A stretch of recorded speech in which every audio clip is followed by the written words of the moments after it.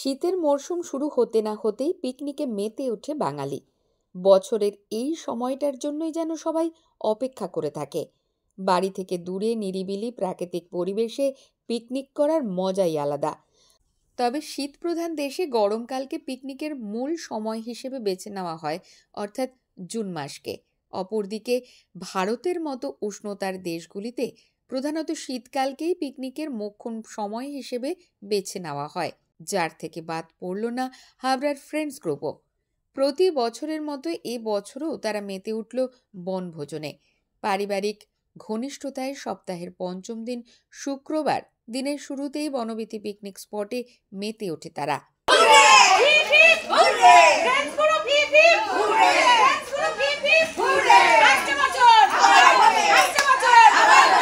পিকনিককে কেন্দ্র করে খাওয়া দাওয়া, পাশাপাশি চলে খেলাধুলা, প্রাইজ ডিস্ট্রিবিউশন, জানালেন হাবড়া পৌরসভার প্রাক্তন সিআইসি এডুকেশন নন্দা চক্রবর্তী। প্রতি বছরের মতো এবছরও ফ্রেন্ডস গ্রুপের মেয়েরা আমরা প্রতি বছরই পিকনিক করি। এবছরও পিকনিকের এটা মরশুম, আবার আমরা পিকনিক করছি। এবার বনবীথিতে পিকনিক করলাম।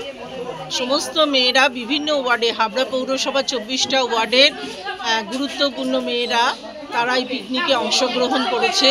এরা বিভিন্ন কাজের সাথে যুক্ত আছে, তারা সবাই চাকরি করে, তার মধ্য থেকেও সময় বাঁচিয়ে নিয়ে এই পিকনিক করছি।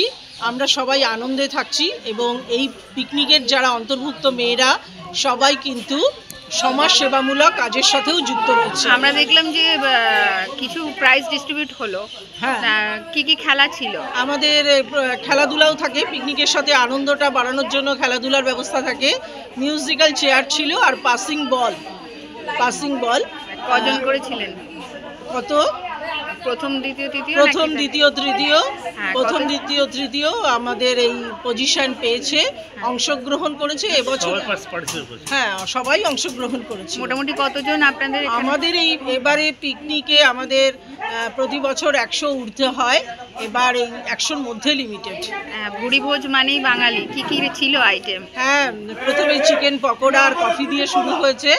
তারপরে আমাদের মেন কোর্সে ভাত, লম্বা লম্বা বেগুন ভাজা, একটা টমেটো দিয়ে ডাল, বাঁধাকপির তরকারি, মুরগির মাংস, যারা মাংস খায়নি তাদের জন্য মাছের ব্যবস্থা, চাটনি, পাঁপড়, রসগোল্লা, সবাই খুব সুন্দর করে তৃপ্তি করে খেয়েছি। তার মানে টোটালি বাঙালিয়ানা।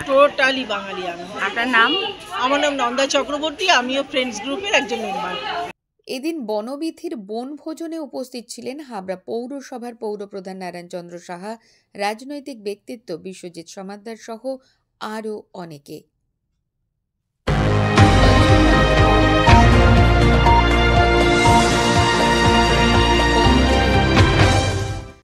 নন্দিনী পালের রিপোর্ট, সঙ্গম নিউজ। মন্ত্রে নয়, বিশ্বাস, কণ্ঠে ও কলমে।